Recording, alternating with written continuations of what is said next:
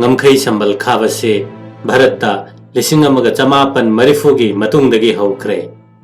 Bharat Pakistan ngamkhai Bharat Bangladesh ngamkhai ani makasi yamna sensitive oiva zone oina loduna hokhibani. Bharat Pakistan lonabada sambal khariba se Pakistan dagi khulai paibasing lona changselakpa cross border terrorism hantahanaba smuggling tawba illegal trade tawba amadi illegal crossing thingnabane. Kargil lan matungdagi Bharatna khangkhre madudi sambal khadaba sina changthok changsinda hena khudong chaba pire. Maramaduna lan matungda line of actual control paringda sambal khabagi thabak thujel hanbata natana flood light thanduna sensor sing haptuna border senabada hena mong tanaba honakhre. Fencing dugi mataida petrol track so hablabanina yamna mong chumna sambal du senaba ngamhalle. Landudagi khangbase ngamkhai lamduda surveillance amasung border control awat palaire haibasini. Bharat Pakistan gi lonari ngamkhai ya sangbase chaurakna kilometer lising mari subna humpu humdoini. Masigi manungda kilometer satret nifu asina chingilam line of actual control hariba de facto oiba lebak anina yanaduna lising amaga chamapan humbudra mathoigi lan matungda taunakhiba simla agreement tuna yekpa line duni. Mase highly sensitive oiba conflict zone ni. Gujarat tagi Kashmir fawba leiriba Bharat Pakistan ngamkhai gi manungda line of control manungda leiba yamna khudong chadaba amadi ngaihak leitana weather na mang takhanba mafam sing thanamlaga chaurakna kilometer 550 dagi chatruk mukse saman khajinduna ngak seli. Atai lemhoriba saruk sing Kashmir, Punjab, Rajasthan, Gujarat ki mafam pumbade subnagi turel gi saruk sing amadi chot chot lawba phumdi gumba mafam sing khaidoklamlaga sambal khabagi thabak loikhre. Numidang da mai thanduna ngalhalle CCTV camera khille thermal images kinbata natana ground sensors watch towers pumba thamkhre. Comprehensive integrated border management system pawba mafam ayambada thamduna ngamkhai mapung phana ngak senkhre. Bharat ka Bangladesh ka lonariba ngamkhai ya sangba sina kilometer lising mari subna mari budra tarukni. Masiso ayamba saruk sing sambal khabal oirabani. Waliba se turel gi saruk sing mi yamna kungna tasinba amadi lamlausinbada local issue sing leiba mafam sing khaktamak mangaire. Sambal khabagi mawong ase Bharat ki atai manungda gas samagi yangkhai sangselaga khabane. Madu international agreement leibanani. Sambal do tingkhang taragi marol anigi sambal ne. Mataida petrol chatnaba lambi border outpost observation tawasingi mathakta mafam chabada floodlight CCTV camera night vision thermal devices CIBMS ground sensors pumba khille. Border ngak senbagi thabakna border security forces na tawbane. Bharat Pakistan border so BSF na ngak senbane. Adu line of control dadi Indian Army na ngak chele. Bharat na maki ngamkhai sambal chet na khajiliba se hiho ho ngamkhai da leiba miyam na maning tamna che chang amatta paidana chathok chasin tawnaba ngamkhai inakal animakta leiriba miyamna thodok wathok sing chanaba aina yadaba huran pochai sing samna sasan drug sasinaba sel na chingba yonthok yonsin puthok pusin tawba thingnabane. Ngamkhai manakta leiba miyoi singna ngamkhai wangmala na chatuna lau singuba tawba lalolitik tawruba sing thingba ngamme. Natrabadi illegal business natraga crime tawbasing na maning tamme. Adugi mathakta mi anambana asengba boundary line do khangnade sambal khajilabade asengba do khanglane. Maduna administration amadi law ngak senbada mateng oihale. Khanggadaba amadi border haibasiga sambal haibasiga ani se khenai. Haibade sambal khariba side border agreement ki matungina zero line khaktada permanent structure sajinba yade. Maramaduna Bharat ki border dagi khara changsilaga gas samaga yangkhai hanjilaga sambal do khabane. Haibade sambal wangmada leiriba lam matek aduda Bharat ki miyoi sing khundaba yaure. Maramaduna makhoi adu BSF na panariba gate to lalaga mayumda chatpa thabak suba yai. Madusu BSF na panai. Makhoi da identity card sing pi. Madu chathok chasinda puduna chatpatai. BSF to utpatai. Maramaduna angang singna school chatpa hospital chatpa kaithen chatpa amadi numidangda emergency lakpadade makhoida nungai taba tattana thoi BSF gi oina so makhoido smuggling tawbra natraga natai chadaba thabak tawbra haibase senabatada awaba oi mafam aduda khundariba khunja singi oina so mainland dagi tokhaina leirabanina hingnaba honabada awabagi masak oi madu thokhandanaba natraga khudong chadabadu hanthanaba sambalgi marakta chathok chasin yanaba special gate macha sing panduna thammi sambal wangmada leiriba mi sing aduda ID card sing pi BSF na chang naina patrolling tawi makhoido mayum hongdok hongjin yahande Bharat ki oina asigum ngamkhai wangmada leiriba mioi gi masing ase West Bengal dana khwaidagi wange Assam Meghalaya Tripura amadi Mizoram dana khara hanthai maramde West Bengal ge kilometer lising ani chani sangna leiriba mi yamna kungna taba khun sing farmland sing le mafam duda thengnari base mi kungna tasinba amadi makoido thaina ngaidagi lerak pasing oi border gi nakal ani makta leiriba phurup sing ase culture gi oiba family gi oiba natraga nakal ani makta lam leiba sing yaure makoido changthok changsin yanaba permanent natraga visa pairaga official check point sing dagi changthok changsin tawnai harau kumai luhong kai hongba asi ana thorak pada khara khudong chadaba thoklaga so adumak changthok changsin tawnai hanana isam samlambado hojikti legal process ama changhale designated gate singdagi natana komna hekta changbadi yahandre masina emotional amadi social strain di hengat halle luribadi Bharat sulaiba Bangladesh ta sulaiba yaudabadi natte maduda security singi oina so makok ngauribani asiguma miyam asina sambal wangmada leikraba ingkhol koinaba mafam sing sijinaba ngamdana leiri maramde sambal wangma lana chatpa singdo security na jingnaba mityeng da yengi wahang pawhang tawe maram sing asidage ngamkhai gi nakal ani makta leiriba community singi marakta chakcha yuthak chanabi changnaba yaraktrabanina nongma nongmagi asum asum lapthokna halle haire lebaki oinade ngamkhai sambal khaba sina border la leiriba miyamda emotional social amadi economic challenge sing tattana thengnaraga so maduna security dadi chauna kanaba sing piri Bharat ka China ga gi maraktade sambal khade unna koppa ching sing amadi mayek seng daba chayet naba boundary line na maram oiraga sambal khaba si oithokte Bharat ka Myanmar ga lona bada sambal khaga dauriba sina punna kilometer lising amaga chatrok nifu humdoini masigi manungda Manipur da khaga dauriba se kilometer sahum maribudrani panne more mayada kilometer taradi hana sambal khakhre kilometer nifu yankhai amaso maruiba mafam sing khallaga sambal khaba loikhre hai sambal khaba gi thabak sing ase naga amadi kuki jo phurup sing na yaningde makoina hai marude ngamkhai gi nakal ani makta makhoi gi phurup macha macha sing sandok tuna le makhoi di imung amatane ngamkhai na makhoi bo khaidok piwatane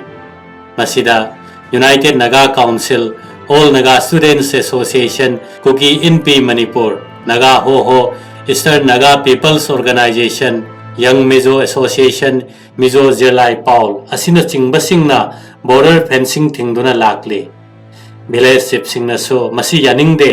makoina hai border fencing na makoi gi lamda mangjaba purakani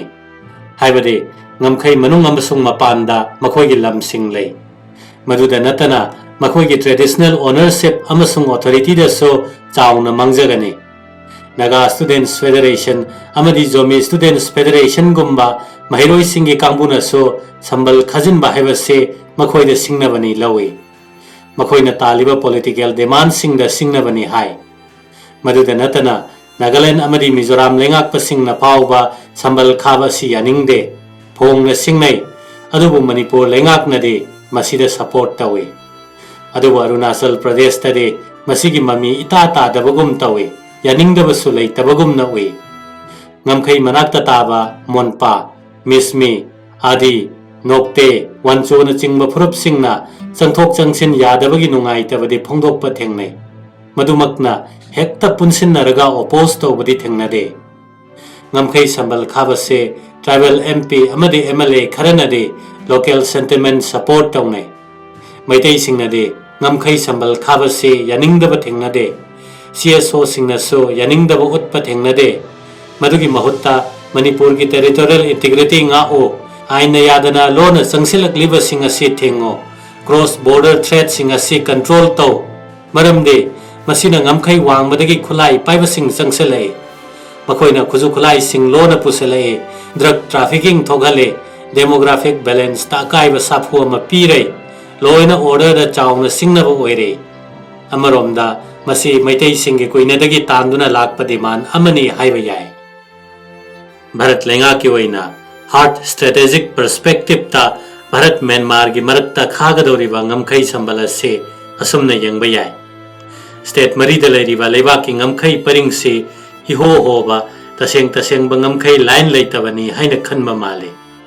chahi lisang setna masi godong chaba lauraga lamdam sida leiri ba lal hoba group singna Myanmar da leiba makoi gi rear base sing da chaluba mafam da training toruba leirubana chingba toruraga amuk halaktuna Bharat ta changlakpa tauri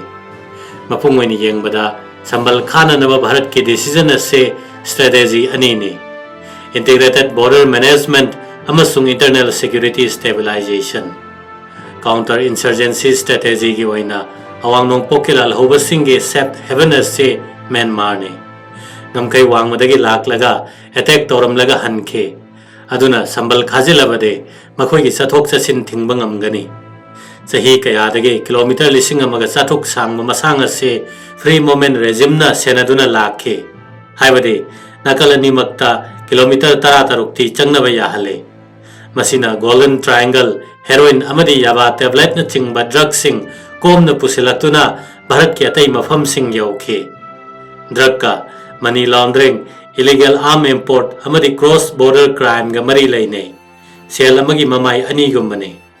masina insurgency sing da sel thadaduna khulai leiba kadar lawsenba kem linkhatpana chingbada sel thade panawaiduna so Bharat na nungnang libade local insurgency asi natte China gumna support tauba internal actors sing ne hena nungnang liba sina amuk makhoina awangnong pokilal hoba singda mateng pangsil handana ba hona baduni pana tawduna so khulai di Myanmar phauduna puselakpane mafam aduda leiriba lal hoba singi khuthangda khulai sing phangbane amadi madu thingnana ba hona bada awaba ma oi madugi da mak ngamkhai sambal paringdo flood light thanba thermal imaging night vision devices ground sensors amadi smart surveillance atai sambal khakraba mafam singda tawbagumna haptuna integrated border management system ama sema mathau tai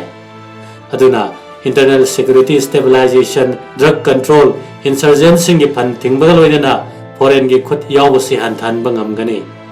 ngamkhai lamda full sovereignty thamba ngamgani loribadi Manipur se Asian lebak singa samnabagi direct gate ne yamna sathiba lalhobagi puari sule amadi drug ki achawba lambi ne sambal khakibada thengnagadoriba sambal wangmada leiriba singaduna khaidokhragani free movement regime chanararoi amadi miyamna thinglebadu chanararoi maram aduna sambal khabatai Bharat Myanmar ngamkhai ase authority amakhaktang na ngakte Assam Rifles Indian Army State Police Force amadi atai agency sing IB NCB Customs and Enforcement pullaga ngai ngamkhai da security lehanba amadi manage tawase Assam Rifles na tawi adumakpo mahaki role ase guarding tawba khakta natte military policing and intelligence functions su tawi ngamkhai da forward posting hangdokpa petrol tawba amasung illegal crossing smuggling natraga singnaba movement sing makoina monitor tawi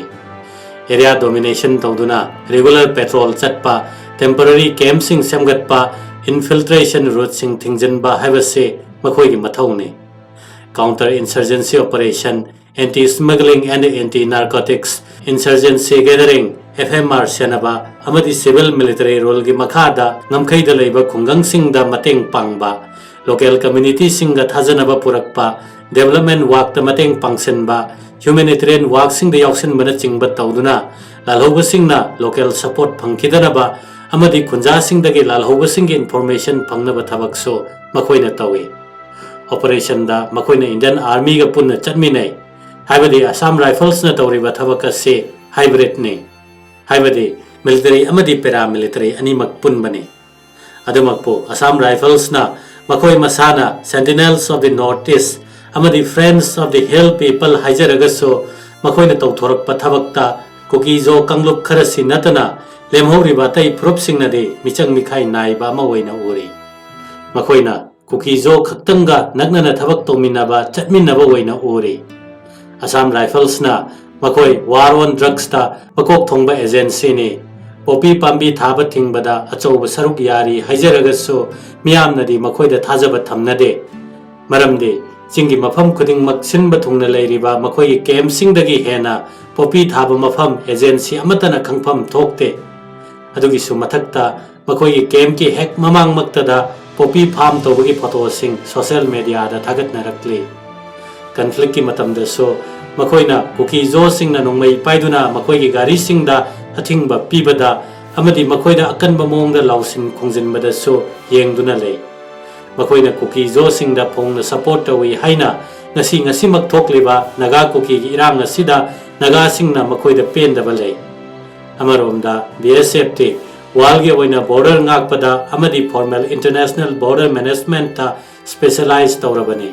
technology integration da haithoi singthoiraba kangbone AR na tactical jungle and hill combat ta train tawbani aduna AR gi mahutta BSF ta oina Indo Myanmar border ngakpagi thabak si sinarasi haibada AR na मखोयदगी Hena north east खंगबा लेते हाइना सिखांग खांगदुनि येतपसे मनुंगदा करम्बा अरोनबा agenda लेबनो हंगनरी